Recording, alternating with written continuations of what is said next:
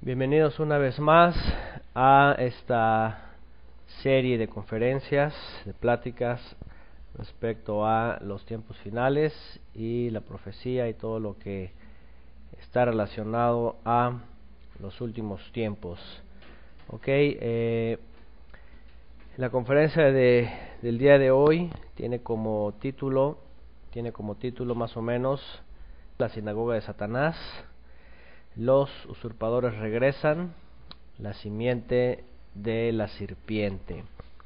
Este tema es un tema un poco, pues podríamos decir, un poco fuerte. Es un tema en el cual vamos a tratar de usar los recursos históricos, incluso médicos, genéticos, gráficos, para tratar de entender uno de los aspectos que se han dado en las, no en las últimas generaciones, en realidad en toda la vida de Israel.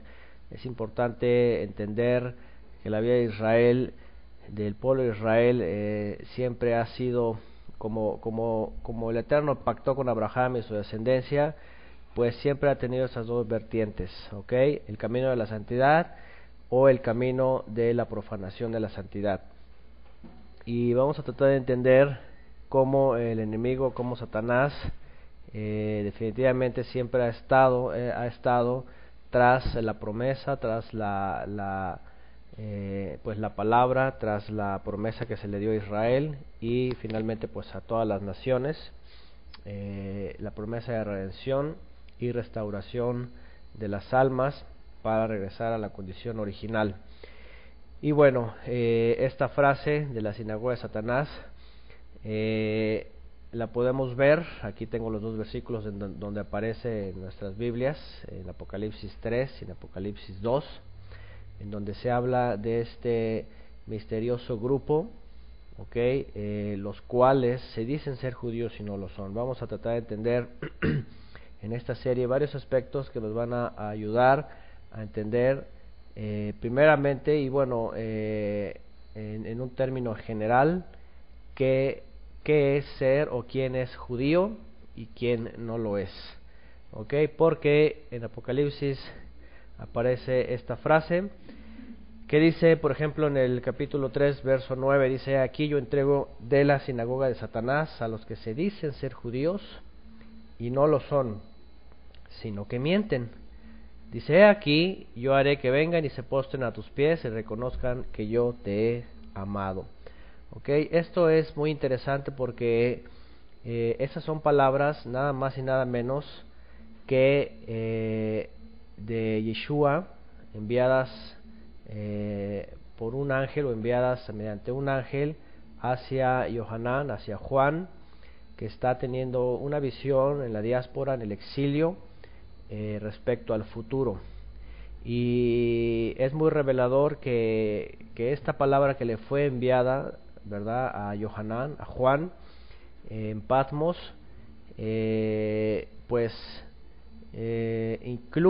incluye esta palabra judío o ser judíos.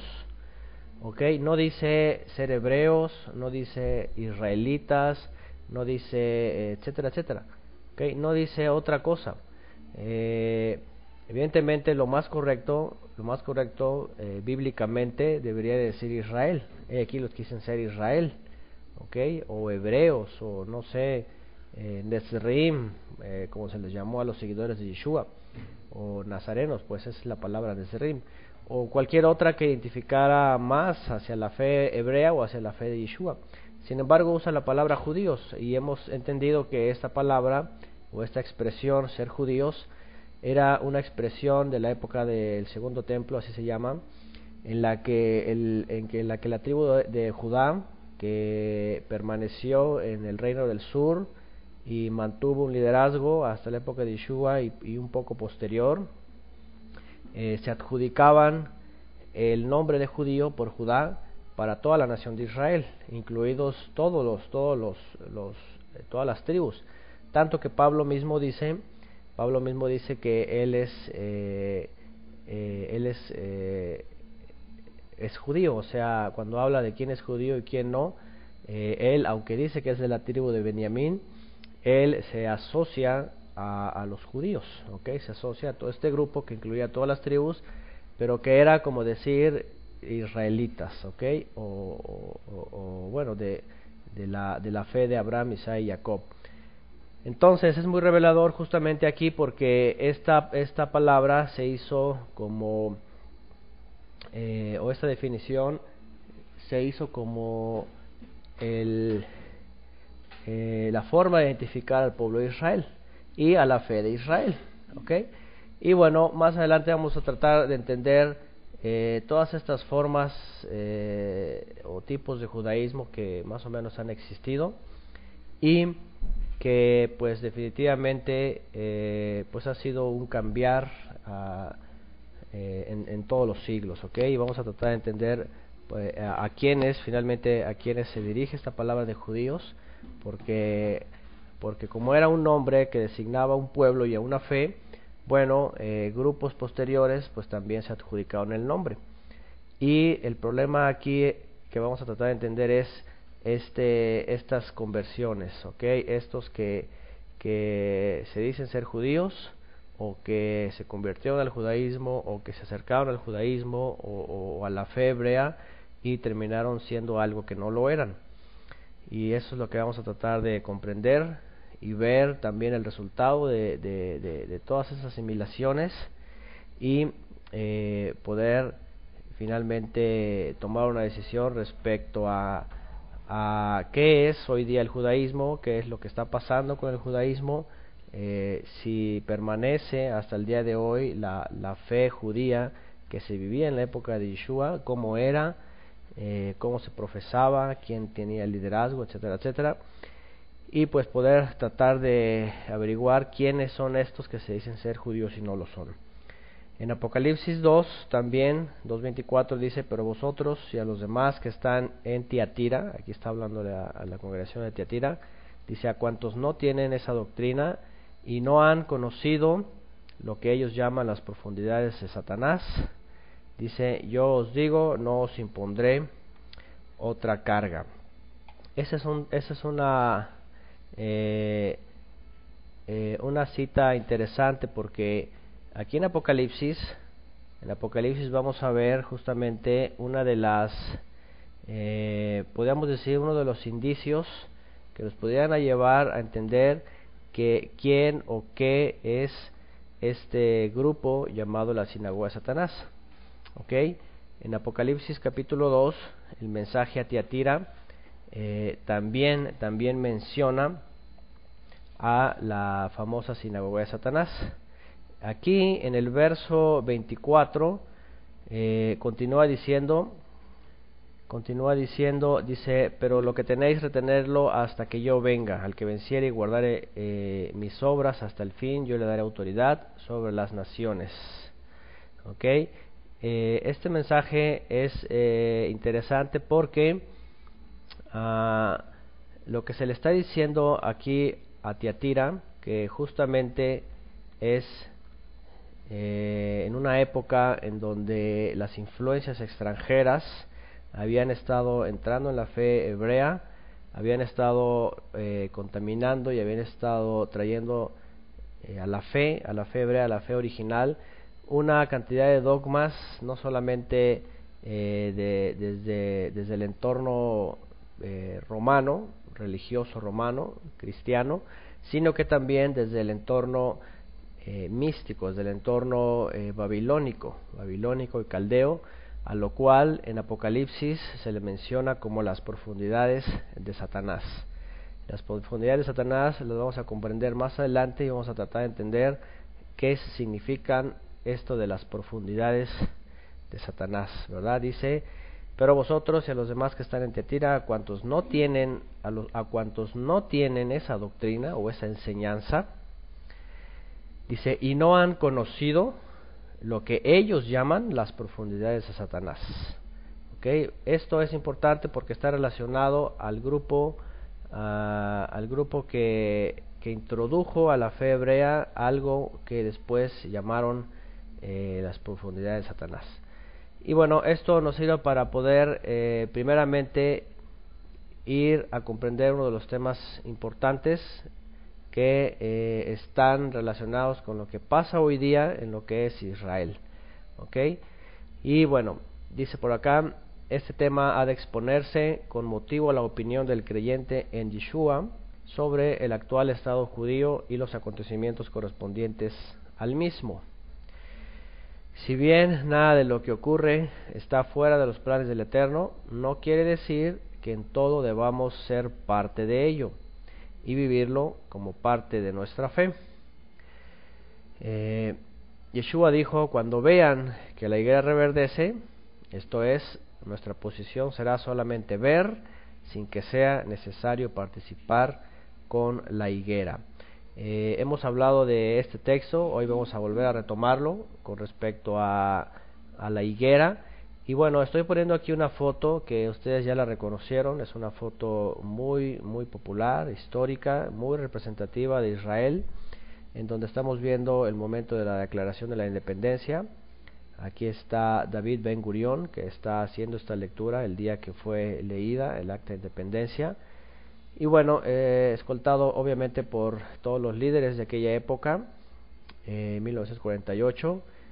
Y aquí vemos a Herzl, del cual hemos hablado un poquito. Hoy vamos a hablar un poco más respecto a él, cuál es su papel dentro de la profecía y qué es lo que está representando dentro del pueblo de Israel. Y bueno, hablamos anteriormente y hoy vamos a completar también este misterio de la higuera un poquito. Vamos a extender el entendimiento, que cuando Yeshua maldice una higuera, ¿verdad?, se estaba refiriendo a el liderazgo en Israel, no a todo Israel, porque les he dicho que hay algunos grupos creen que maldijo a todo Israel, pero no a todo Israel, porque Israel es el olivo, ¿okay?, el buen olivo, el olivo natural, pero la higuera es lo que representa en Israel era el liderazgo. Entonces cuando Yeshua maldice la higuera, maldice al liderazgo del cual pues no estaban teniendo resultados, y ese liderazgo lo pasó a los apóstoles. ¿Okay? Y bueno, dice que se seca la higuera, y posteriormente Yeshua dice, cuando vean que la higuera reverdece y brotan sus hojas, dice, sabed que el verano está cerca, hablando de tiempos proféticos, hablando de que cuando vean que ese liderazgo vuelva a resurgir, ¿okay?, empiece a brotar sus hojas, quiere decir empiece a notarse que está otra vez fortaleciéndose. Nunca habla de frutos, hemos hablado de eso, solamente habla de que broten sus hojas. Es interesante porque Yeshua dice cuando vean, no dice cuando ustedes, la higuera, no dice cuando estén pasando ustedes ese proceso, o ustedes vuelvan a pues tomar fuerza. Dice cuando vean que la higuera, okay, ellos. Por eso la posición del creyente en Yeshua es estar a la expectativa, okay, estar espectador, viendo lo que está ocurriendo, que finalmente Yeshua dice que todas esas son señales para que nosotros podamos comprender los tiempos.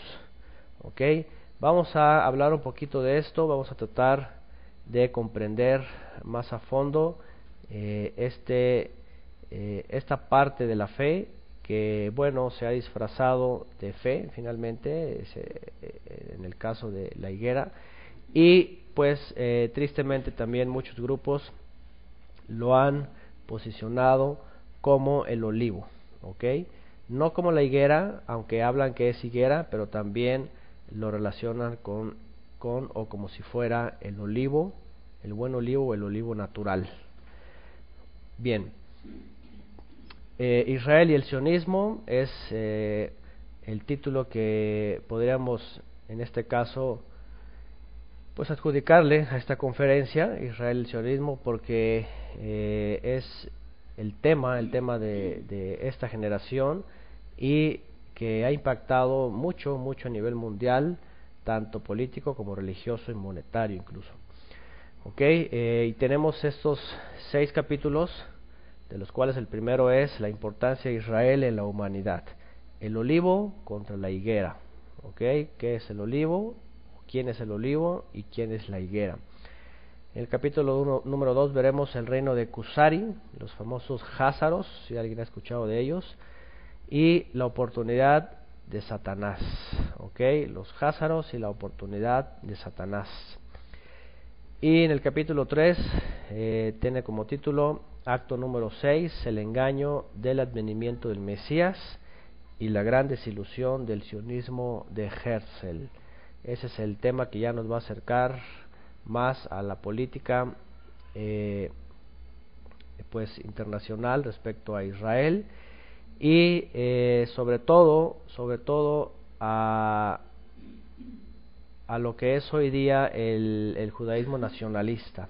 Okay, vamos a ampliar un poquito algunos recursos para poder entender cómo nació este movimiento, cuáles fueron sus motivos y hasta hoy día qué es lo que han logrado. Okay, acto número 6 le puse pensando en que a lo largo de la historia ha habido muchos engaños o ha habido muchas intervenciones por parte de Satanás para destruir la simiente o destruir o finalmente pues usurpar lugares que no les corresponden a entidades extrañas. Y así como lo ocurrió desde el principio con Adán y Eva, así como lo ocurrió en la época de Noé, etcétera, etcétera, ha habido varios sucesos importantes dentro de la fe bíblica, y lo situé en el número 6, ¿okay? Y de varios acontecimientos que han ocurrido de la misma magnitud en la fe bíblica. Capítulo número 4, el fruto del sincretismo religioso Hazar. Okay, en este capítulo vamos a ver cuál es el producto de una fe que fue pues diluida, fue disminuida o fue pues mezclada con otras ideas y con otros pensamientos religiosos, y que hoy día nos muestra una cara muy triste, muy pues podría decir muy blasfema incluso de la fe bíblica, de la fe hebrea. Okay, este tema también está pues muy revelador. Y en el capítulo 5 vamos a ver los orígenes ocultos de lo que se conoce como la estrella de David. Okay, orígenes ocultos de la estrella de David. Ese tema es por demás muy fuerte también, perturbador tal vez, revelador tal vez, inquietante tal vez. Bueno, vamos a poner evidencias tanto históricas como religiosas, culturales, y de misma gente de Israel, mismos líderes que han hablado de esto y que pues definitivamente han dejado ver que no tiene nada que ver finalmente con la fe hebrea. ¿Okay? Y bueno, al final vamos a ver este tema que se llama ¿quién es verdaderamente un judío? ¿Quién es verdaderamente un judío? ¿Okay? Porque si bien la fe está relacionada con el judaísmo, o está relacionada en parte con el judaísmo, con el pueblo de Israel, habría que ponerle la definición más correcta a qué es judaísmo, a qué es ser judío. ¿Okay? Bien, pues vamos a iniciar. Esto es a grosso modo los capítulos, pero vamos a ir iniciando con el capítulo número 1, que es la importancia de Israel en la humanidad, el olivo contra la higuera. Vamos a ver esas dos facetas del pueblo de Israel, de los cuales es necesario e importante separar, y también vemos que y veremos que en la Escritura el Eterno es muy explícito, es muy directo cuando se trata de hacer la separación, ¿ok? Y también es ciertamente tolerante, ¿ok? Para esperar que los que estén en rebeldía hagan teshuvá y entonces se vuelvan a injertar, regresen al olivo, y entonces pueda ser una sola fe que se crea en todo un grupo. ¿Okay? Pero sin embargo vemos también que cuando llega un momento en donde la rebeldía no se termina y no hay teshuvá, entonces el Eterno pone un límite, y bueno, quien entró y quien no entró va a quedar definitivamente fuera. Bueno, comenzamos y escribo por acá. Hablar del pueblo de Israel es hablar de poco más de la mitad del tiempo de la humanidad. Desde Adán tenemos estas dos partes, ¿ok? Casi la Biblia se podía dividir así, desde Adán hasta Abraham, y de Abraham hacia acá todo tiene que ver con la fe hebrea, con la fe de Israel. ¿Okay? Por eso hablar de Israel es hablar un poco más de la mitad de la humanidad desde Adán. Es hablar no solo de un pueblo, sino de un medio, un propósito, un objeto definido para nada menos que la revelación y muestra del Creador del universo, con fines de restauración de la humanidad, lo que comúnmente se conoce como salvación. Y obviamente esto en la figura de Yeshua, del Hijo que ha venido a traer redención. La historia de la humanidad desde puntos bíblicos necesita ser restaurada de lo que se conoce como la caída. Estos términos son, entre comillas, religiosos para muchos, pero no podemos dejar fuera su contexto bíblico espiritual al hablar del pueblo de Israel, porque es justo aquí en donde las opiniones suelen dividirse, y por ende los conceptos de ideas y finalmente la realización de esas ideas plasmadas en los hechos históricos ya de 4000 años desde el patriarca Abraham. Ok, y esos 4000 años desde Abraham es muy difícil resumirlos históricamente, pero quien conoce y ha estudiado la historia bíblica del Israel bíblico desde el patriarca notará rápidamente algunos patrones primarios en la relación entre y quien le llama. ¿Okay? Y podemos encontrar estos patrones dentro de todos los que comparten la misma fe.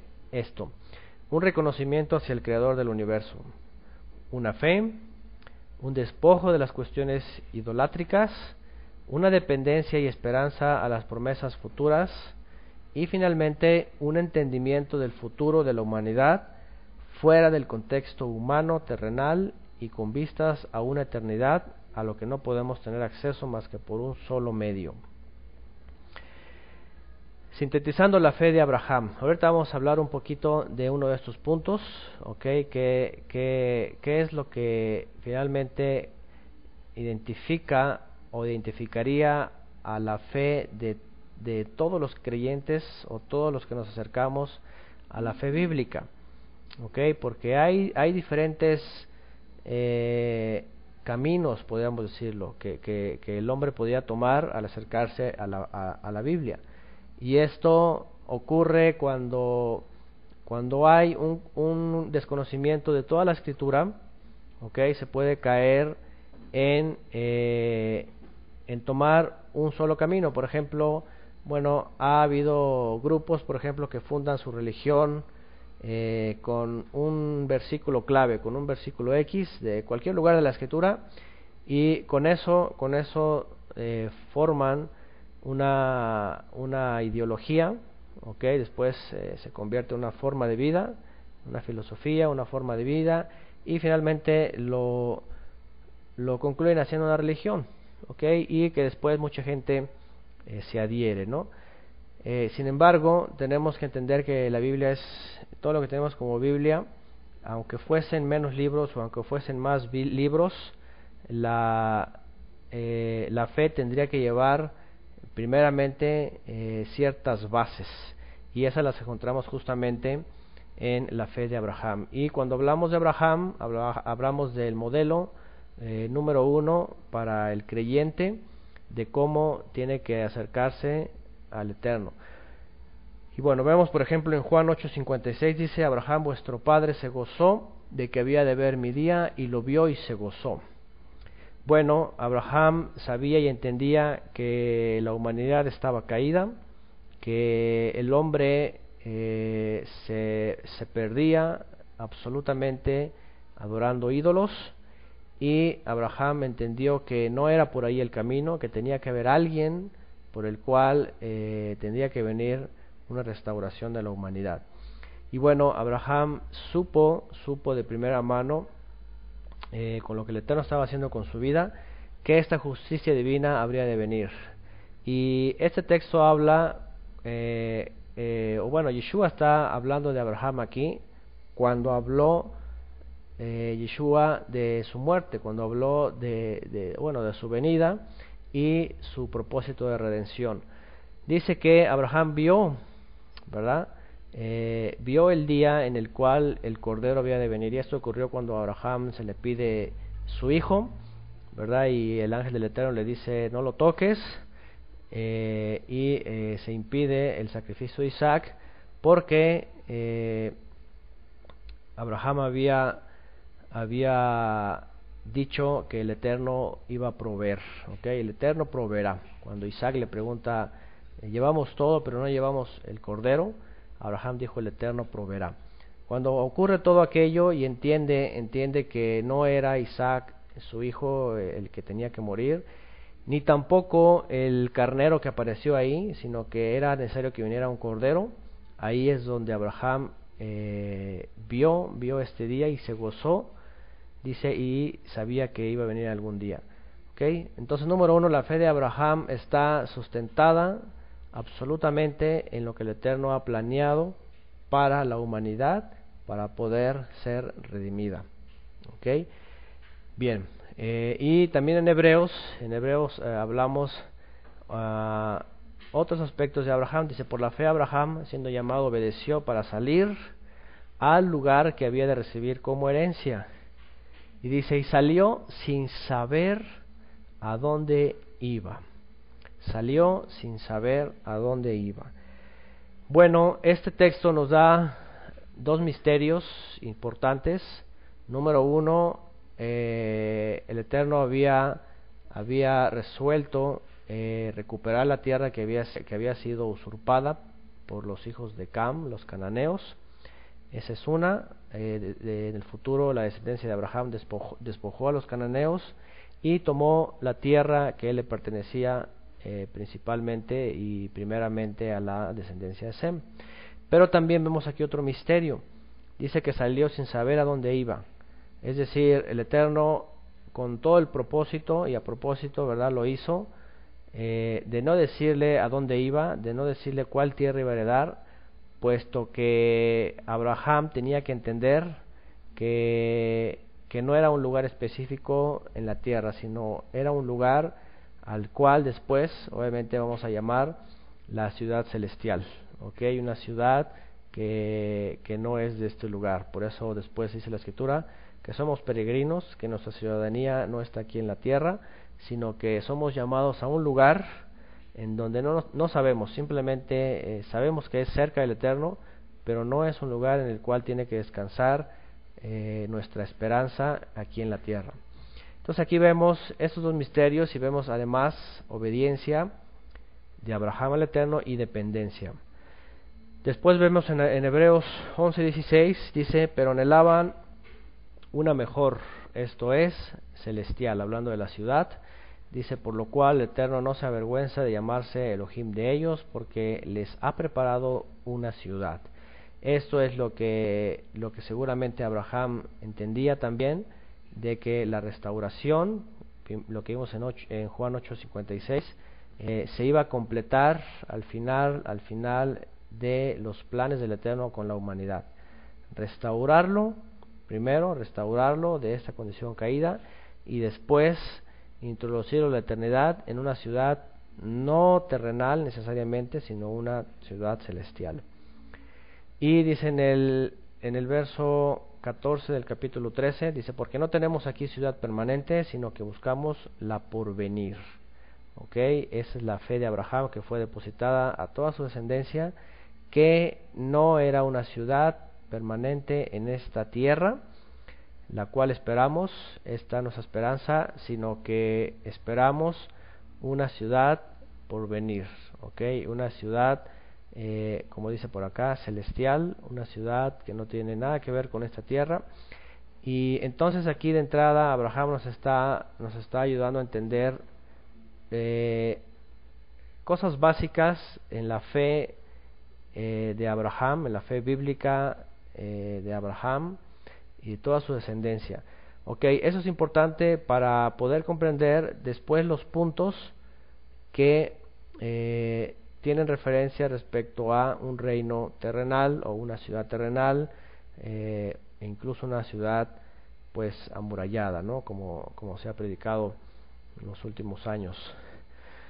Bueno, y vean, dice en Génesis: y llamó el ángel del Eterno a Abraham por segunda vez desde el cielo y dijo: por mí mismo he jurado, dice el Eterno, que por cuanto has hecho esto y no me has rehusado tu hijo, tu único hijo, de cierto te bendeciré y multiplicaré tu descendencia como las estrellas del cielo y como la arena que está a la orilla del mar, y tu descendencia poseerá las puertas de sus enemigos.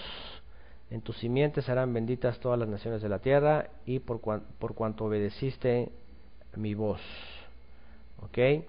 Y eso es importante, la dependencia, la obediencia, la esperanza absoluta de Abraham, como la tiene que ser nuestra hacia el Eterno. ¿Ok? Ahora, esta fe de Abraham, estos algunos datos que hemos visto, y bueno, también cuando estudiamos Génesis, a partir del 12 hacia adelante, y empezamos a ver la vida de Abraham, vimos muchos de los fundamentos de la fe, ¿ok? De los cuales tenemos que rescatar para poder entender lo que dice en el capítulo 18 de Génesis, verso 19. ¿Ok? Dice: porque yo sé, está hablando el Eterno, yo sé, dice, que mandará a sus hijos, hablando de Abraham. El Eterno está hablando de Abraham, dice: porque yo sé que mandará a sus hijos y a su casa después de sí, que guarden el camino del Eterno, haciendo justicia y juicio, para que haga venir el Eterno sobre Abraham lo que ha hablado acerca de él. Bueno, este texto nos dice que la fe de Abraham iba a ser pasada de generación en generación. Dice aquí, el Eterno sabía que iba a mandar a sus hijos, ¿ok?, después de sí, que iban a guardar el camino del Eterno. O sea, hasta el día de hoy tiene que permanecer esta fe, la fe que vimos en estos datos, por ejemplo, ¿ok?, que primeramente Abraham vio el día de la redención, el día que iba a enviar el Eterno un cordero. Después salir, en ese sentido, salir del mundo, salir del sistema, salir de la religión, y esperar un lugar que no sabemos, un lugar que no podemos ver, ¿okay? Y finalmente conectarlo con la esperanza de una ciudad celestial, una ciudad, aquí dice, no tenemos aquí ciudad permanente, sino que buscamos la porvenir, la ciudad celestial. Bueno, esto es parte de lo que nos empezaría a ayudar a entender primeramente la fe de Abraham, y ver hacia el futuro cómo se proyecta, ¿okay? Cómo se proyecta, y finalmente después entender, comprender lo que dijo el Mesías, ¿okay? Lo que dijo Yeshua, porque cuando llega Yeshua, entonces se cumple mucho de lo que se había dicho, y desde ese momento ya no hay ninguna guía, ya no hay nadie más o nada más que el Mesías, al que hay que seguir para esperar ya lo último por venir. Aquí puse una línea del tiempo también, que más o menos están hablando de estas épocas en las cuales el Eterno ha intervenido en la vida del hombre. Bueno, ha intervenido en todo, pero podíamos marcar estos eventos como parte del mensaje de redención, del cual la fe original debe de tener, y del cual nosotros tenemos que asociar, ¿ok? Entendimos que cuando es creado Adán, pues viene obviamente la simiente de Satanás, que es puesta en Adán y Java, en Java, y aquí viene lo que es la caída, ¿okay? La simiente de Adán restaurada en Set. Cuando nace Set, vimos en el capítulo 4, al final, que Set viene a ser el sustituto de Abel. Dice ahí en Génesis que dijo Eva, dice, porque el Eterno me ha sustituido otra simiente. Quiere decir que está hablando de una descendencia importante, que no debía ser la de Caín, sino la de Adán y Eva, en la cual iba a venir la redención. Bueno, vimos que en Noé fue un tiempo de juicio para la descendencia de los ángeles que cayeron acá, que hubo una mezcla. En la época de Noé ocurrió el diluvio. Después viene Abraham. Dice, comienza el cuidado del linaje que habría de nacer por la mujer, hija, ¿verdad? Descendiente de Java. Bueno, hemos hablado, ayer también tocamos este tema, que era necesario que una mujer que dentro de la descendencia de Abraham se conservara una simiente sin contaminar con la descendencia de Caín, en la cual viniera a nacer el Mashiach. Ese era de entrada el propósito principal del pueblo de Israel. El propósito principal del pueblo de Israel es: me seréis una nación santa, una nación apartada. ¿Por qué? Porque de esa simiente que se había elegido habría de venir el Mesías. Bueno, cuando viene Moisés, ¿verdad? Moisés dice, recibe la Torá, es la identidad de la descendencia de Abraham, que ya es un pueblo, además de leyes, de expiación y de purificación, sombra del Cordero Perfecto, que es la carne del Hijo de la mujer del linaje puro. Bueno, a Moisés ya se le dan todas las instrucciones para que el pueblo finalmente permaneciera en santidad, permaneciera sin contaminación, para que pudiera llegar el Mashiach. Y bueno, aquí viene la Torá, aquí es entregada la Torá, hasta que viene Yeshua. Bueno, y ya hemos estado estudiando la época desde que el pueblo de Israel sale de Egipto, y ahora sí que todos los descalabros que el pueblo de Israel tuvo, ¿verdad? Hasta entrar a la tierra prometida, y aún entrando en la tierra prometida también todas esos altibajos, pero finalmente tendría que venir el Mesías, ¿verdad? Cuando viene el Mesías, la justicia divina, expiación, que es el pago por el rescate de la descendencia de Adán, Noé, Sem, Abraham, y promesa de restaurar la condición original de las almas. Aquí se completa lo que, viene todo el mensaje de la época de Yeshua, el mensaje de los apóstoles, y la final redención, la redención también para las naciones. Bueno, este era lo importante respecto a la mayoría del propósito que tenía el Eterno con Israel. Porque incluso cuando Jacob bendice a sus hijos, a Judá le dice que el cetro de Judá, o sea el gobierno de Judá como el príncipe, iba a llevar el cetro, iba a llevar el liderazgo, iba a terminar su liderazgo hasta que apareciera Yeshua. Eso es lo que dice en Génesis 49. Y una vez que apareciera el Mesías, ya el liderazgo de Israel iba a concluir, y iba a Yeshua a ser el líder, el encargado de guiar a la descendencia de Abraham, incluidas las naciones, porque aquí ya viene también la puerta a las naciones, después de que viene el mensaje de redención a través de Yeshua, y en la época apostólica que se le conoce. Después viene la puerta a los gentiles, lo vemos en Hechos 15, cuando ya la puerta se empieza a abrir, y puerta de salvación para el resto de las naciones, justicia divina a gentiles, y Abraham como ejemplo de vida. Una vez más Abraham vuelve a aparecer como el ejemplo de vida, para que todas las naciones se injerten a el olivo, a este pueblo del cual el Eterno pues pactó con Abraham, y del cual surge de Abraham. Bueno, cuando viene después de esto, ya entonces en la fe hebrea original, en la fe de Yeshua, él solamente habla del tiempo de los gentiles, y de ahí habla hasta el día de la resurrección, que es el día del tribunal. Yeshua no habla, y eso es algo de lo interesante, que por cierto nos va a ayudar también en parte de este estudio. Yeshua nunca habla de un reino milenial, así literalmente nunca dice eso, nunca habla de que iba a venir un tercer templo, al contrario, él dice que el templo iba a ser destruido, y es por eso que los rabinos hoy día lo desprecian completamente Yeshua. Dicen que no es posible que él sea el Mesías, porque el Mesías tenía que reconstruir el templo, no destruirlo, o no desear que fuera destruido. Sin embargo, no es aquí el entendimiento de los fariseos o de los rabinos el que tiene que dictaminar qué es lo que tiene que hacer el Mesías o no, o cómo tiene que pensar el Mesías, sino todo lo que dijeron los profetas.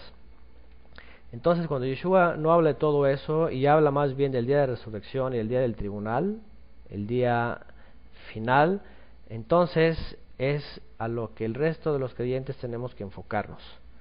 El día que Él regrese, y eso está en Mateo 24, Mateo 25, de hecho del verso 31 en adelante habla de este día, del día del tribunal, el día del juicio, en donde viene juicio no solo a las almas humanas, también al resto de la creación, incluido los ángeles. Aquí es donde Pablo dice que incluso en los creyentes, dice, juzgaremos a los ángeles.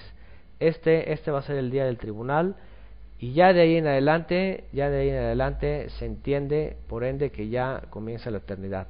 ¿Por qué? Porque entendemos que Yeshua dijo en Lucas que en este día de la resurrección, dice, ya no habrá más muerte, que ya no habrá más muerte.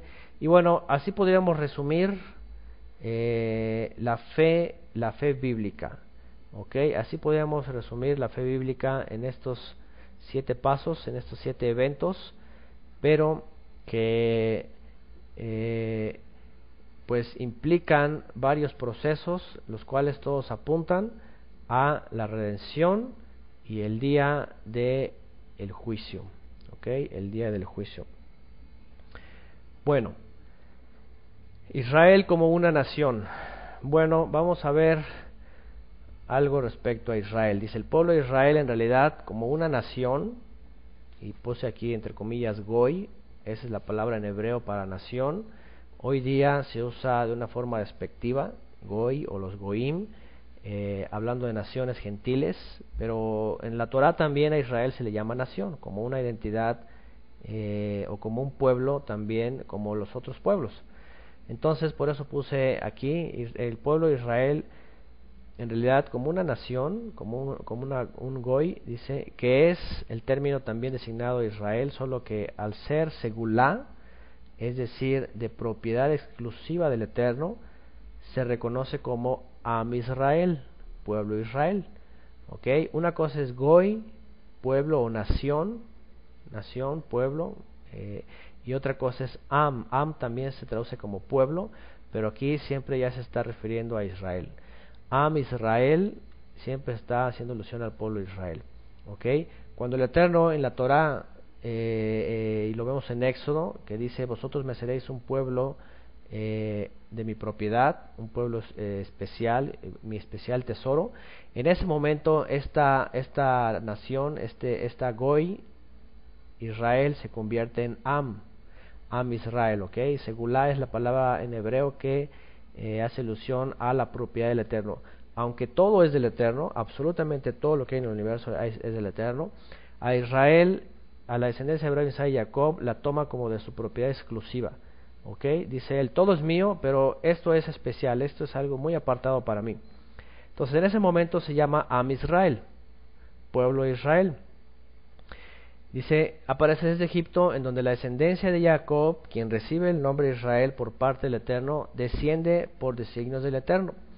Lo fortalece, lo crece y luego lo toma para llevarlo a la tierra de Canaán.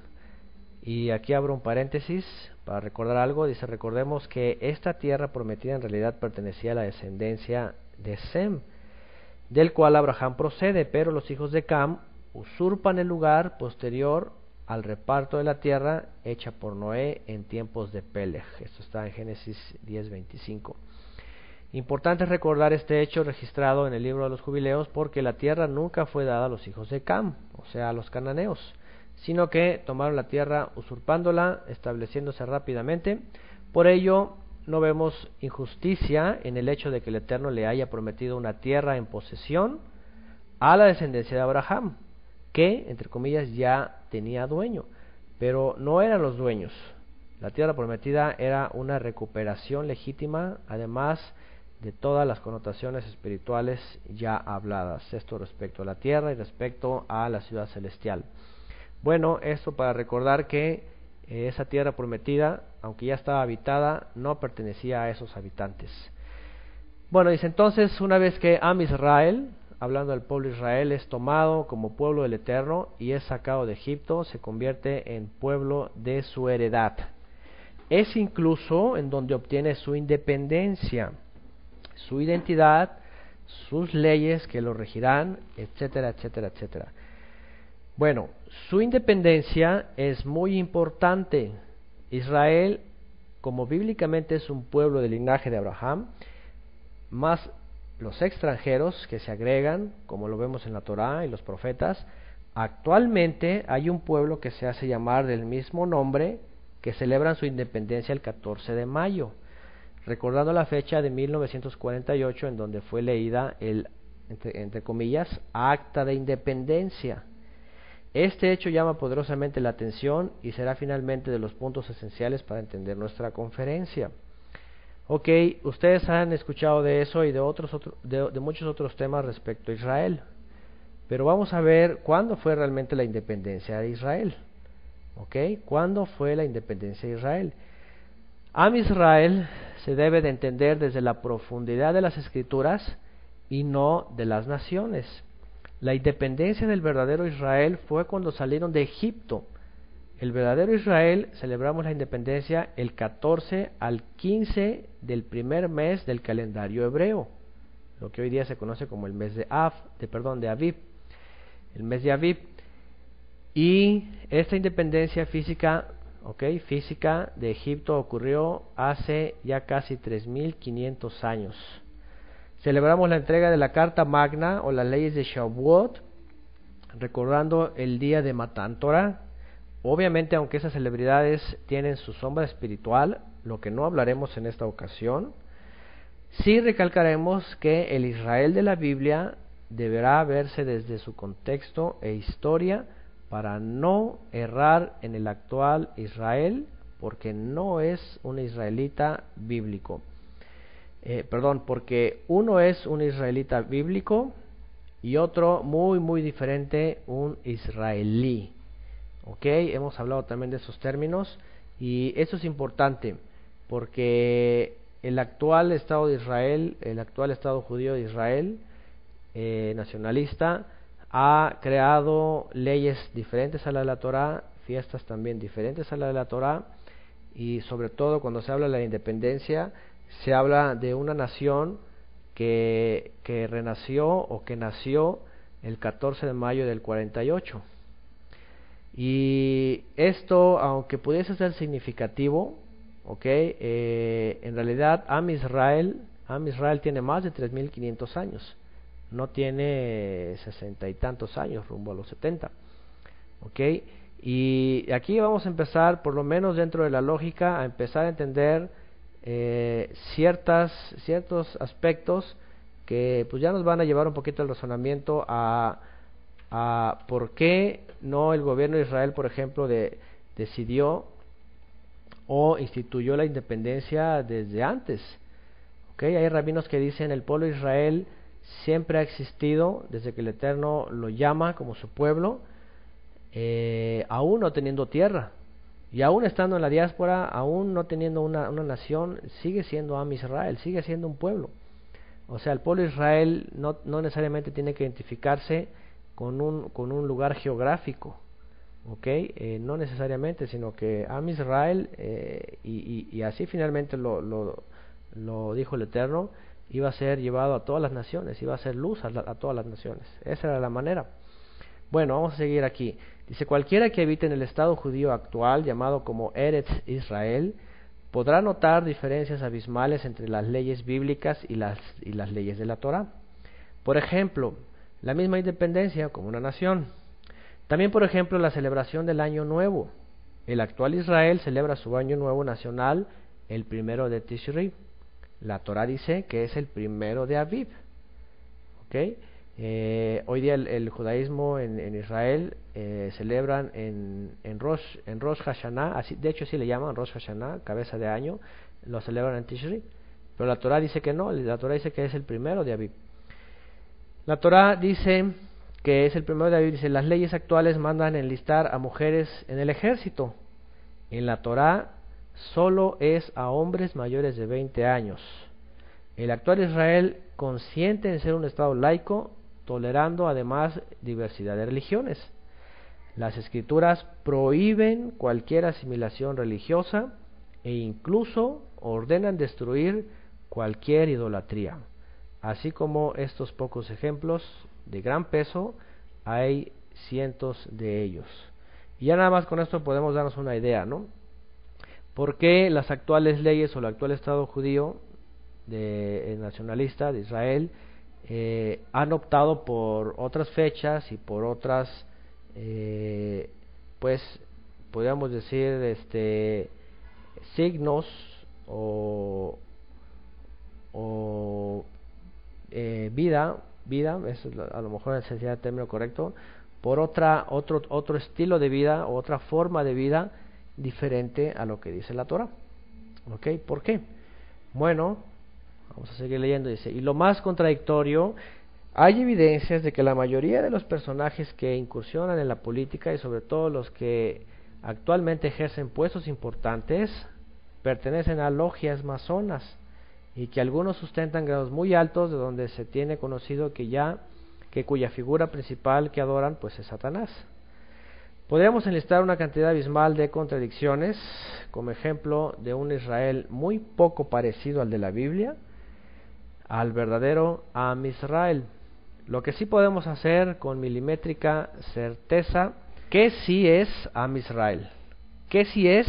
Para no vernos especuladores de acusaciones con lo que el actual Estado judío nos llamaría y calificaría como antisemitas de alta peligrosidad.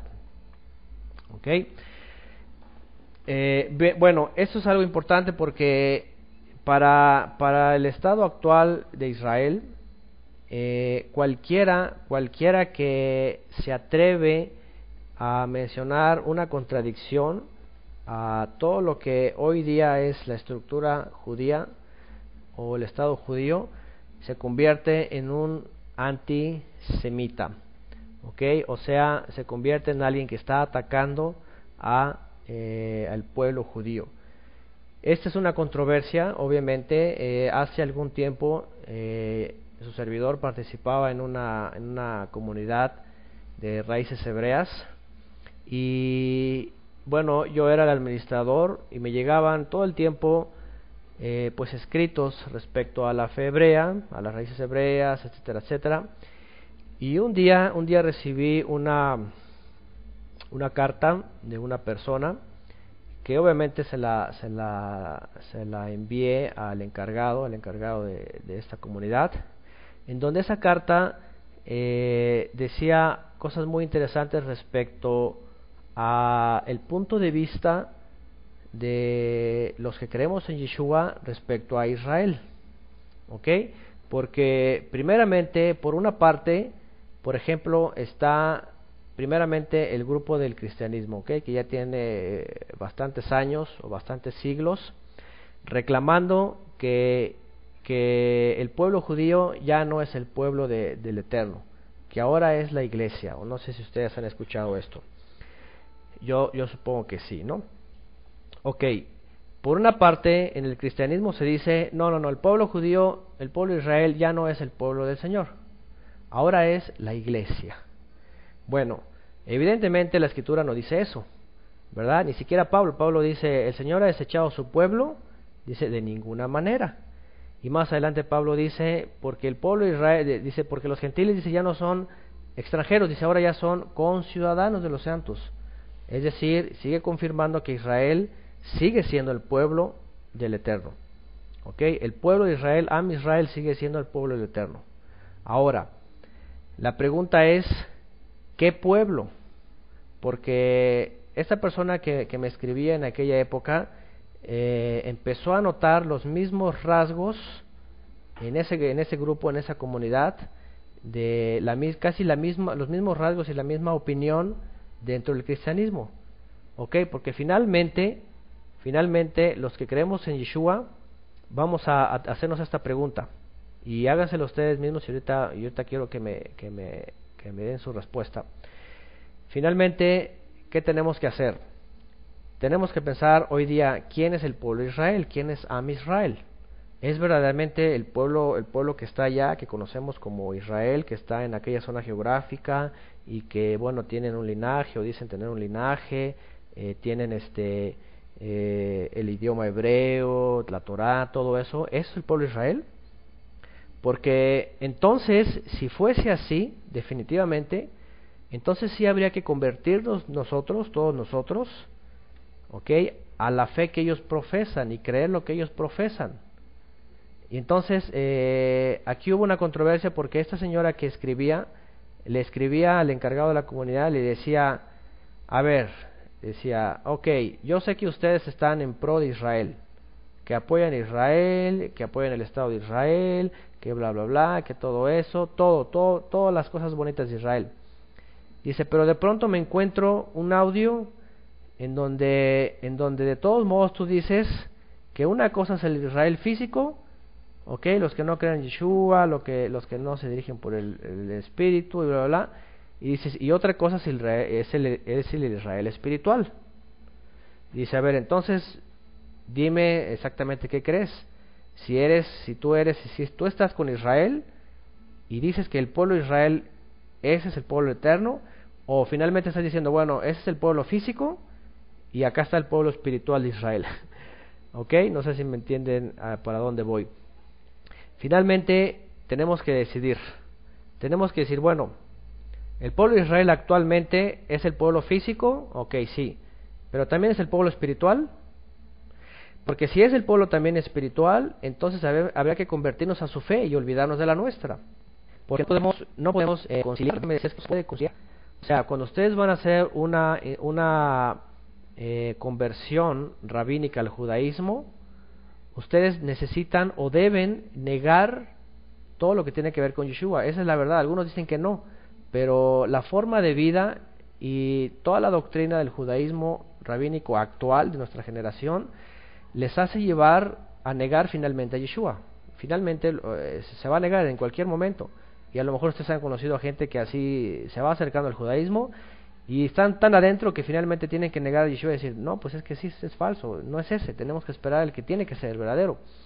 Entonces, si caemos también en decir, bueno, él es el pueblo físico y nosotros somos el pueblo espiritual, pues entonces también estamos cayendo en lo mismo que ha dicho Roma por todo el tiempo. Entonces aquí hay una controversia. ¿Qué decimos? ¿Quién es verdaderamente Am Israel? ¿Ok? Porque si ellos son el pueblo físico, que Pablo dijo, el Señor no ha desechado su pueblo. Cuando Pablo dijo, el Señor no ha desechado su pueblo, sino que todavía permanece, si decimos que ellos son, entonces verdaderamente sí hay que convertirnos y añadirnos hacia ese pueblo. ¿Ok? Creer lo que es ese pueblo. Mucha gente dice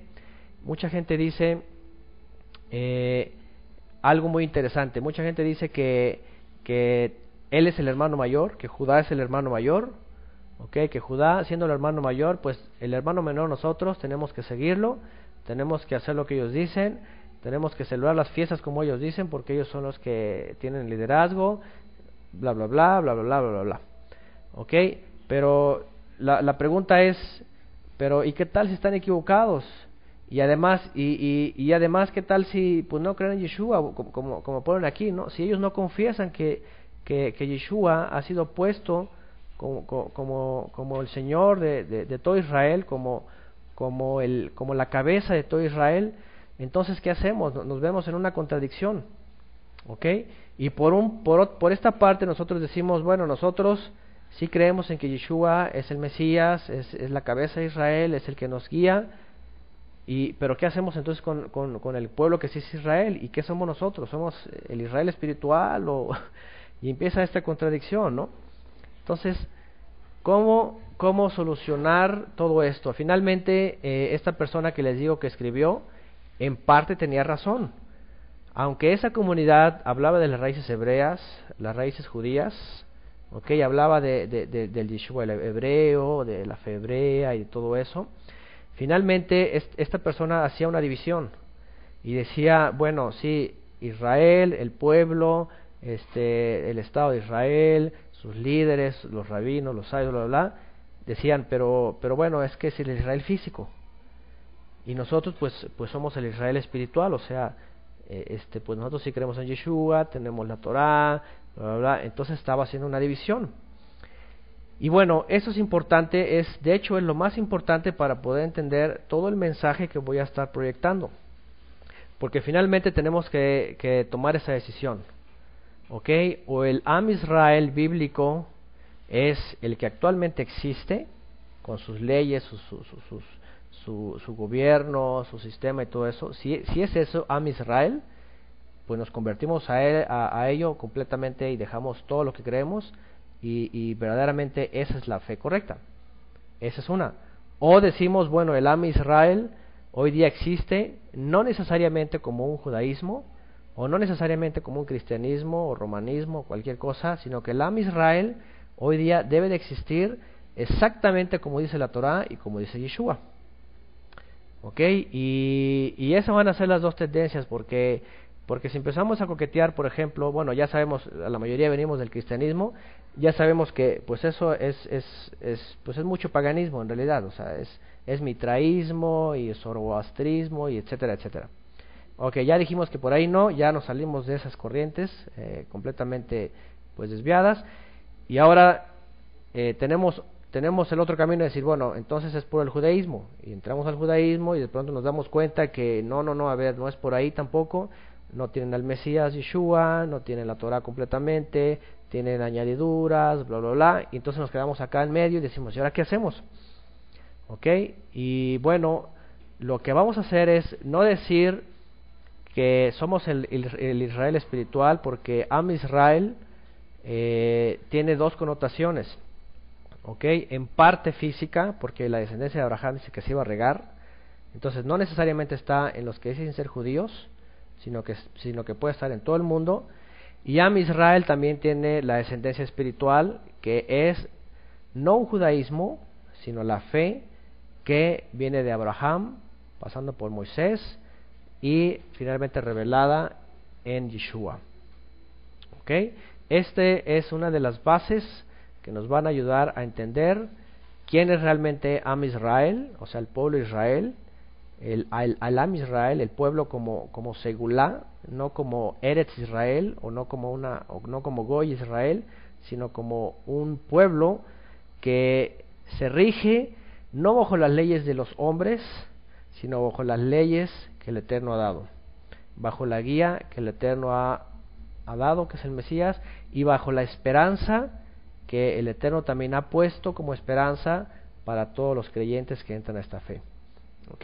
Y a partir de eso entonces vamos a sacar algunas conclusiones y poder entonces poner cada cosa en su lugar. Vamos a entender qué sí es Am Israel, qué sí es y qué no es. ¿Qué sí es, para no vernos especuladores de acusaciones? Porque lo que voy a hablar en esta conferencia, déjenme decirles que cualquiera que no sabe de lo que estoy hablando y la trayectoria que hemos tenido, cualquiera puede decir, este es un antisemita de alta peligrosidad, es un antisemita que cuidado con él. Cállenlo, o a ver, a la hoguera, o a ver qué hacen. Porque voy a hablar de cosas muy fuertes, que hoy día el judaísmo rabínico en Israel y el sistema laico lo tiene calificado como antisemitismo.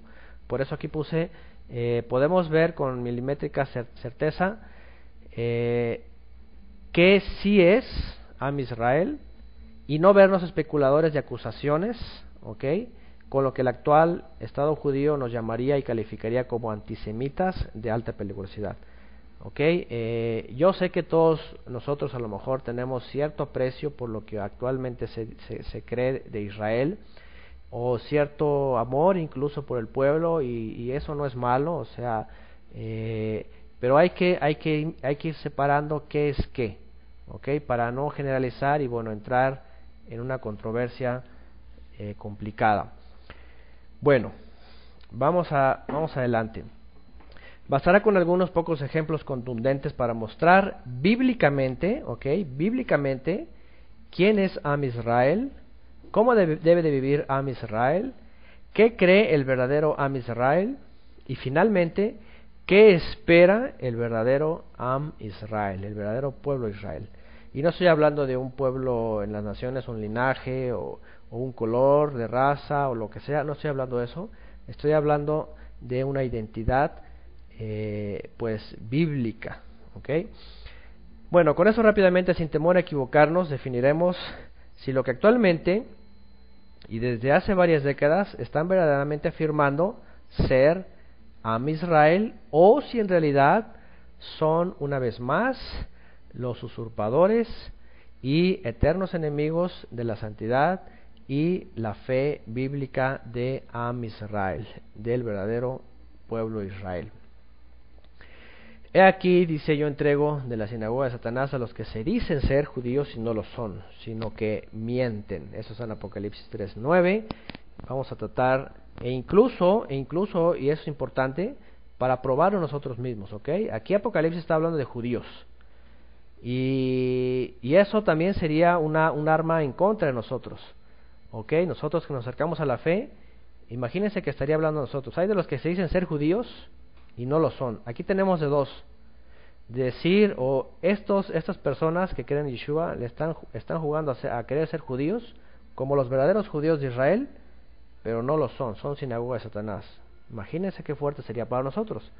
Entonces sí habría que convertirnos a ese judaísmo y pues ser como ellos y desechar a Yeshua, pero obviamente no, porque aquí quien está hablando es Yeshua. Entonces vamos a entender también quién es verdaderamente un judío. Okay, vamos a entender quién es verdaderamente un judío y poder entender quiénes son los que se dicen ser y no lo son. Bueno, ¿quién es Israel? Primeramente, número uno, ¿quién es Israel? Y solamente voy a usar textos de la Escritura. Yo no podría dar mi opinión y obviamente eso es algo que no vale y siempre tenemos que hacer uso de la Escritura. ¿Quién es Am Israel? ¿Quién es el verdadero Am Israel? Bueno, dice Éxodo 19:1, en el mes tercero de la salida de los hijos de Israel de la tierra de Egipto, ese es el día de la independencia, en el mismo día llegaron al desierto del Sinaí. Y dice en el 5, ahora pues, si diereis oído a mi voz, y aquí están las primeras características del verdadero Am Israel, ¿ok?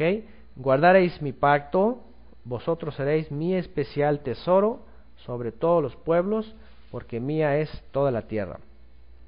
Entonces empezamos a ver primero guardar el pacto.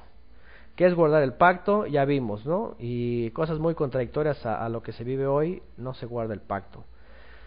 Número 6, verso 6 de Éxodo 19, y vosotros me seréis un reino de sacerdotes y gente santa. Esas son las palabras que diréis a los hijos de Israel. ¿Ok? Sacerdocio, o sea, ministros, o sea, gente que está dedicada a administrar su vida con la fe y apartarse, gente santa, ¿ok? Otra característica, ese es el verdadero Am Israel. Deuteronomio 14:2, porque eres pueblo santo al Eterno, pueblo apartado, ¿ok? Diferente de los demás, apartado al Eterno tu poderoso, y el Eterno te ha escogido para que le seas un pueblo que único de entre todos los pueblos que están sobre la tierra. Y dice en Deuteronomio 4:6, guardadlos pues y ponerlos por obra. Aquí está hablando de la Torah, que podríamos poner como la carta magna, pues las leyes. Guardadlo pues y ponerlos por obra, porque esta es vuestra sabiduría y vuestra inteligencia ante los ojos de los pueblos, los cuales oirán todos esos estatutos y dirán ciertamente pueblo sabio y entendido, nación grande es esta.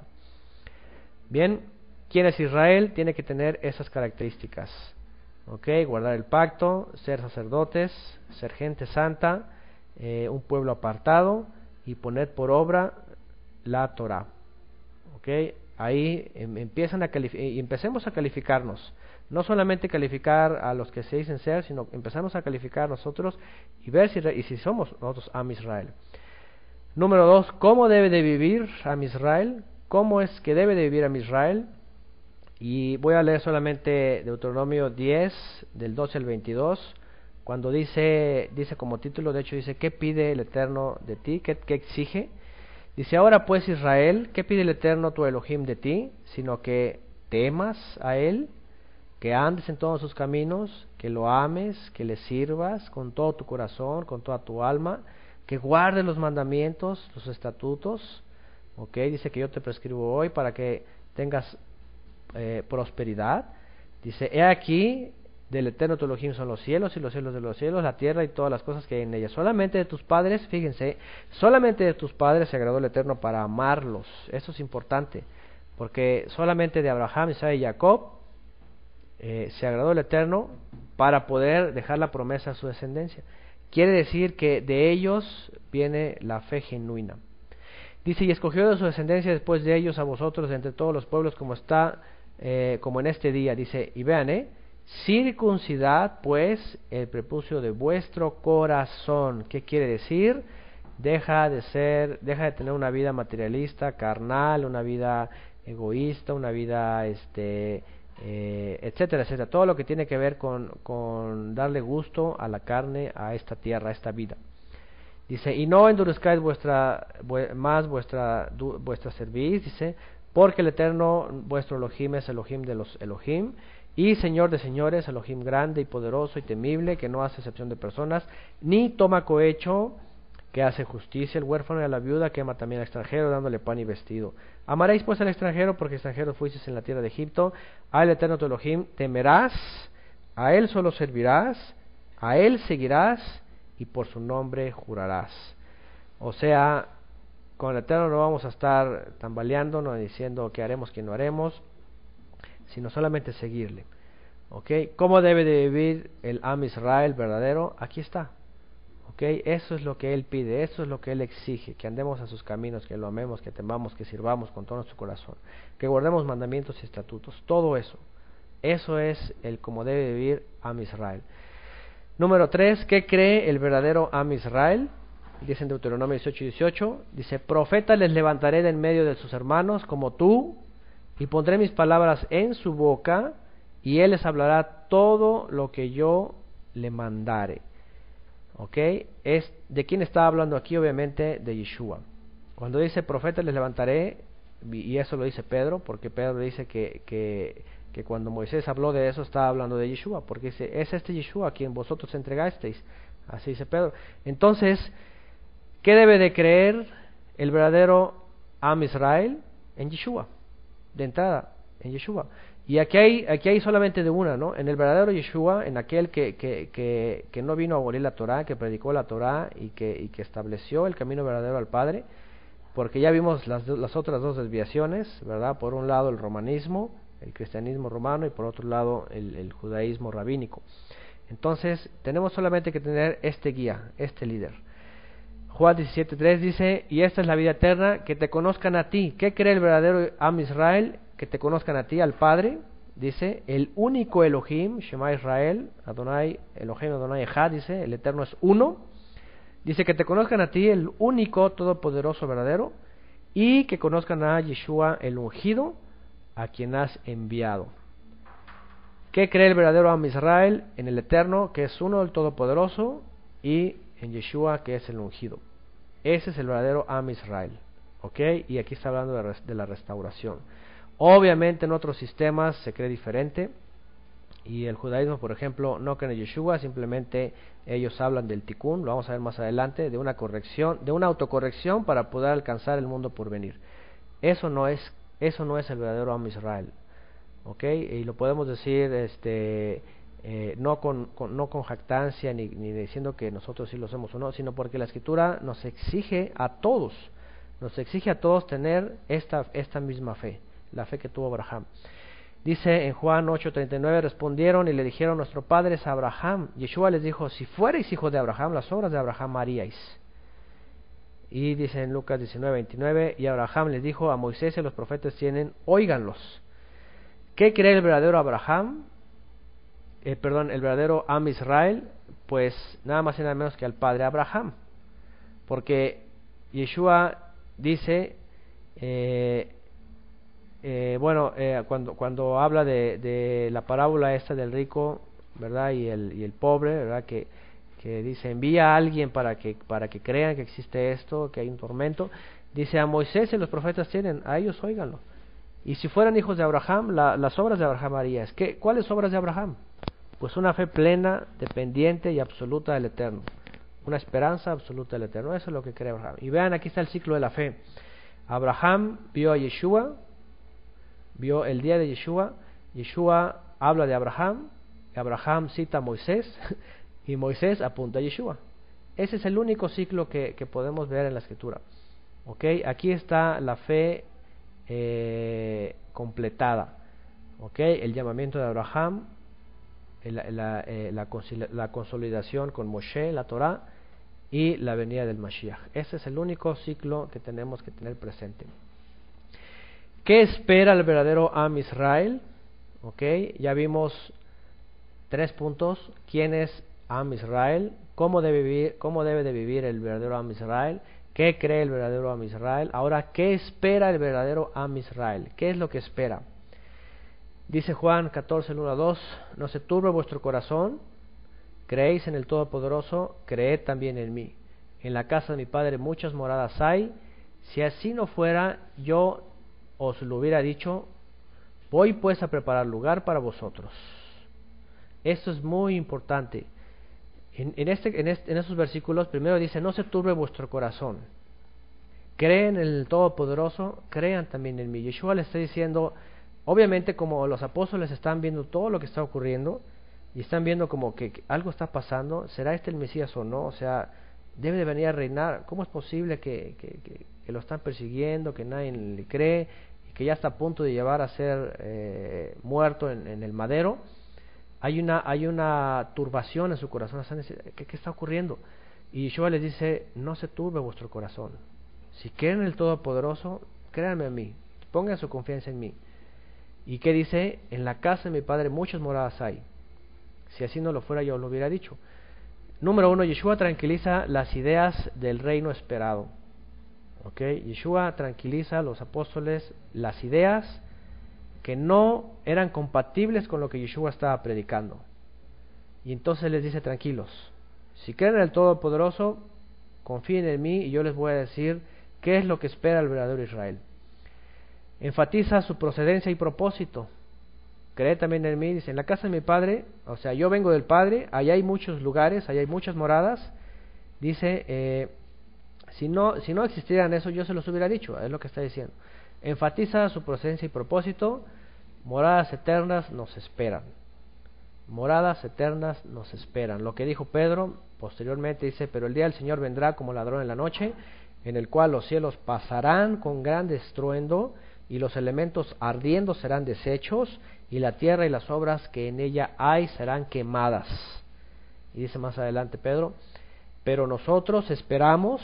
¿Qué espera el verdadero Am Israel? Nosotros esperamos, según sus promesas, cielos nuevos y tierra nueva en los cuales mora la justicia. ¿Qué espera el verdadero Am Israel? Y esto no es porque tenga una tendencia, esto lo dice Kefas, lo dice Pedro, el que recibió revelación directamente también de Yeshua, ¿verdad? Quien reconoció a Yeshua como el Mashiach, que le preguntó, ¿quién dicen los hombres que soy yo? Y bueno, dijeron un profeta, bla, bla, bla. ¿Y qué dices vosotros que soy yo? Y Pedro dice, tú eres Yeshua, el Hijo del Altísimo. Entonces él recibe esta revelación. Finalmente Pedro dice, pues no esperamos un reino milenial, no esperamos un templo, no esperamos volver a sacrificar, no esperamos eso.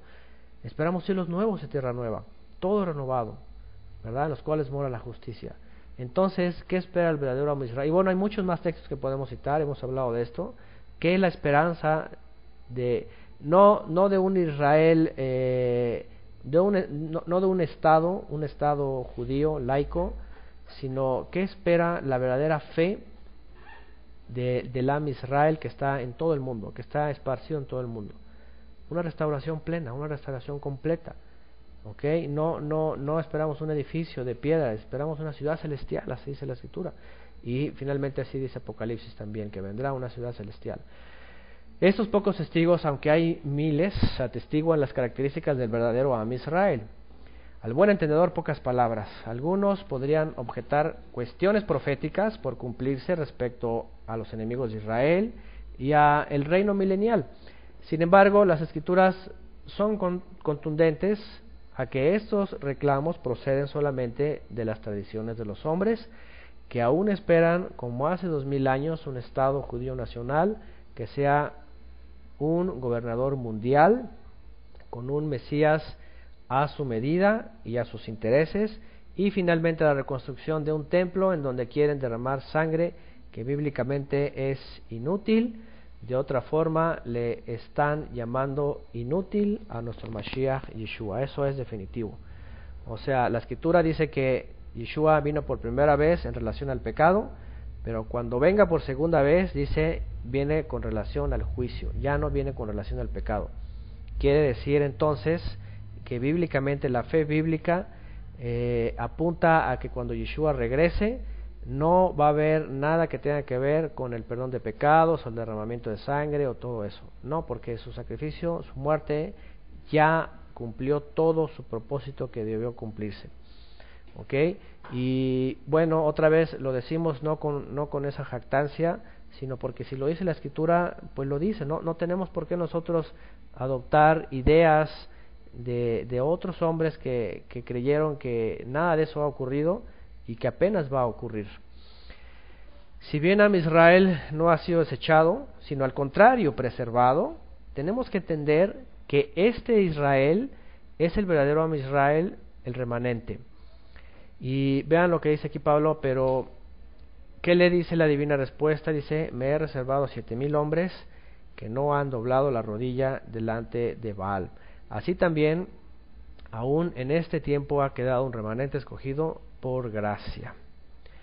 Ok, finalmente con este punto terminaré porque es el tema actual a nivel mundial.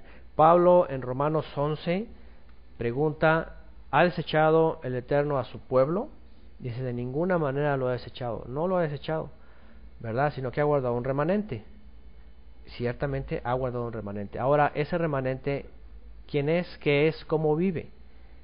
¿Cómo vive y cómo podemos identificar que es el verdadero Am Israel? Bueno, cuando Shaul, o sea Pablo, habla de la preservación de Israel, se dirige especialmente al remanente fiel que recibió al Mesías. Y según Hechos 21:20, miles de judíos habían creído ya hasta épocas de los apóstoles. Es de pensar de que quienes permanecieron en esta fe, incluidos a los conversos, mismo Shaul llama el Israel de Elohim, en Gálatas 6:16, y que permanecieron tanto en la fe de Yeshua como a la Torá. A todo este remanente Shaul lo identifica en Romanos 11 como el buen olivo, u olivo natural. Este término es muy importante porque cuando se habla de este olivo tenemos que entender que es el Israel remanente. En palabras de la época de los apóstoles, los judíos que aceptaron a Yeshua, un judaísmo no como religión, sino como pueblo esperando las promesas y el Redentor. Hay algo trágico que se ha ocurrido que ahorita lo voy a comentar respecto al olivo. ¿Quién es el olivo natural? ¿A dónde tenemos que acercarnos? Mucho se habla hoy día del judaísmo de Yeshua. Innumerables autores tratando de encajar la idea de que la vida tanto de Yeshua como los apóstoles se desarrolló dentro de un sector del judaísmo de cientos que había. Pero, como grupos religiosos, ciertamente Yeshua y los apóstoles nacieron en Israel y vivieron como israelitas, o en un sentido como judíos.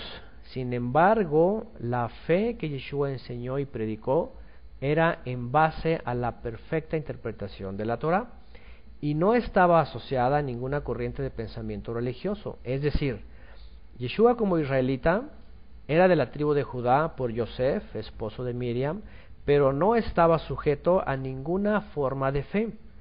Se le han detectado algunas características de ciertos grupos como los fariseos, samaritanos, esenios e incluso poco de los saduceos. Sin embargo, no es que pensaba como ellos, sino que algunas de las cosas que ellos creían acertaban en la correcta interpretación de la Torá, pero no muchas. Definitivamente esto no quiere decir que Yeshua pertenecía a una de esas casas religiosas o de fe. Esto es muy importante porque hoy día, al hablar del judaísmo de Yeshua, se le quiere relacionar a alguna de las secciones del judaísmo moderno y por ende hacer que el creyente crea que el olivo natural o el buen olivo que sustenta la rica savia es el actual judaísmo y sobre todo el judaísmo ortodoxo talmudista. Esto es un gran error porque muchas de las cosas que ellos creen permanecen de los antiguos fariseos y que Yeshua mismo recriminó de forma recalcitrante por tener fundamentos y esperanzas en los hombres, y no solo en los hombres, sino de Satanás, por lo cual les llamó serpientes, generación de víboras, además los cuales fueron identificados como la higuera, al ser despojados en maldición, quitándoles el liderazgo y dejándoles fuera definitivamente hasta su futura reaparición. Hablar de las transiciones del judaísmo como formas religiosas nos llevaría un libro, pero a grandes rasgos se puede tener la idea, aunque sea más remota, de que el judaísmo incluso del segundo siglo hasta nuestras fechas han sido diferentes y han sufrido muchas reformas. La reforma de Yavne en el siglo I, que modificó el canon del Tanaj unilateralmente desde la sola doctrina farisea, la redacción final del Talmud en el siglo V, que inició el periodo rabínico, y la evolución posterior desde la época medieval a la época moderna del siglo XIX con los ortodoxos, conservadores y el judaísmo reformista, y sus desprendimientos de cada una de ellas. Esta futura reaparición tal parece que ha sido esta última generación en donde, a juzgar por las evidencias, la podremos reconocer desde su fundación. El actual Estado judío tiene por lo menos estas características. Herzl, fundador del sionismo, y el sionismo del actual Estado judío proceden de raíces ajenas a la hebrea y de familias asimiladas laicas. 2. Su interés era terminar con el exilio y establecer un Estado. 3. No le importó a él, todos sus sucesores y colaboradores, la Torá, y menos santificar la tierra. 4. Dejaron de escuchar a quienes eran sus líderes espirituales e inclusive sé que provocaron contra ellos el holocausto, que finalmente lo usaron como un escudo y bandera para beneficiarse ante el mundo. 5. Actualmente el Estado judío sionista es laico y tolerante a las religiones e influencias extranjeras. Así, estos puntos nos pueden asegurar que lo que Yeshua dijo de la higuera estéril representa a Israel pecaminoso, el Israel terrenal y corrompido, no a todo Israel y menos al remanente. Al Israel remanente se le asocia con el olivo, el buen olivo. Entonces los creyentes en Yeshua y a través de él, siendo injertados por él, ya no somos extranjeros sino conciudadanos de aquellos que creyeron el que es el olivo natural. Y entonces la higuera de la que se dijo que renacería y brotarían sus hojas sería el actual liderazgo que se dice ser judío y cuyos inicios y propósitos finales no coinciden con la cabeza de Israel, que es Yeshua el Mashiach. Lo que he estado diciendo es de que finalmente, si queremos asociar raíces hebreas o raíces judías de la fe que nosotros conocimos primeramente, no necesariamente tenemos que irnos al judaísmo actual, ni al judaísmo de un siglo, ni al judaísmo de hace medio siglo, ni al judaísmo incluso de hace 2000 años de la época de Yeshua, porque Yeshua, siendo, aunque él era israelita de la tribu de Judá,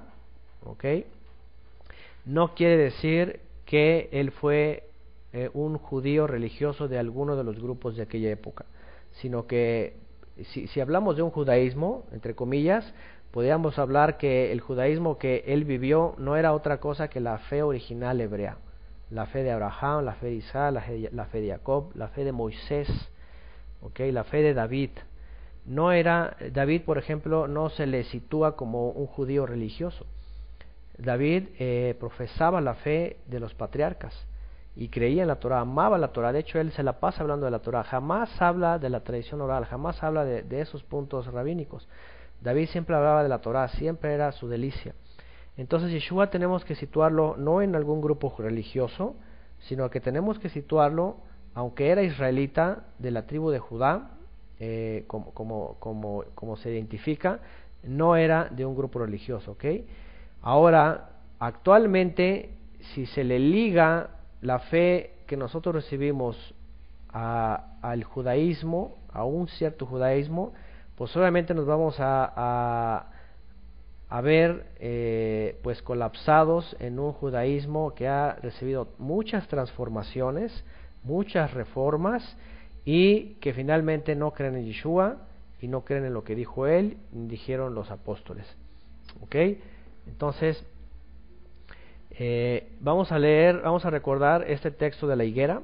Dice: por la mañana, volviendo a la ciudad, tuvo hambre, y eso está en Mateo 21, 18 al 22, dice: y viendo una higuera cerca del camino, vino a ella, y no halló nada en ella, sino hojas solamente, y le dijo: nunca jamás nazca de ti fruto. Y luego se secó la higuera.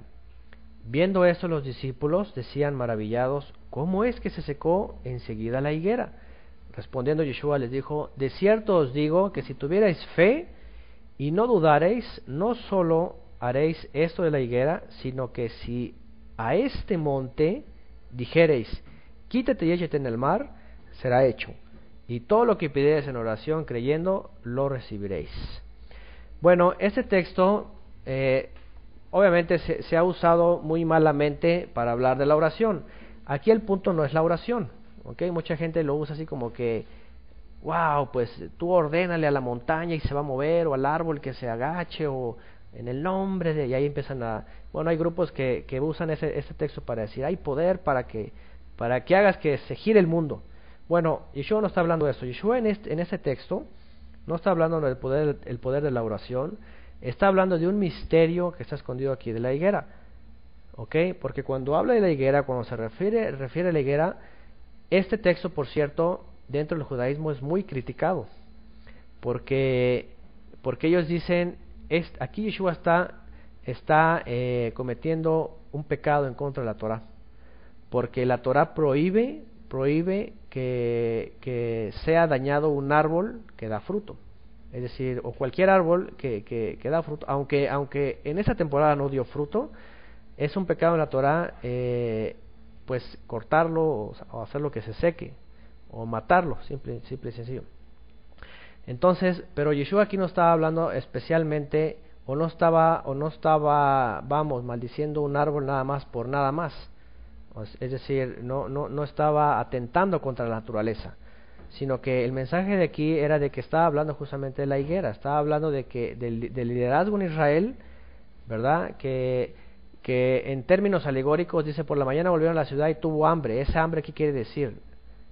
Tiene un vivo deseo de saber acerca del pueblo, a ver sus frutos, a ver qué está dando, a ver si hay algo bueno, ¿verdad? Que se pueda recibir, que se pueda adquirir. Y bueno, y ve la higuera, dice, va por el camino, ve la higuera y dice, y no haya nada, no hay fruto. O sea, no hay fruto, dice. Solamente hay hojas. ¿Y qué es lo que hace? Le dice: nunca jamás nazca de ti fruto.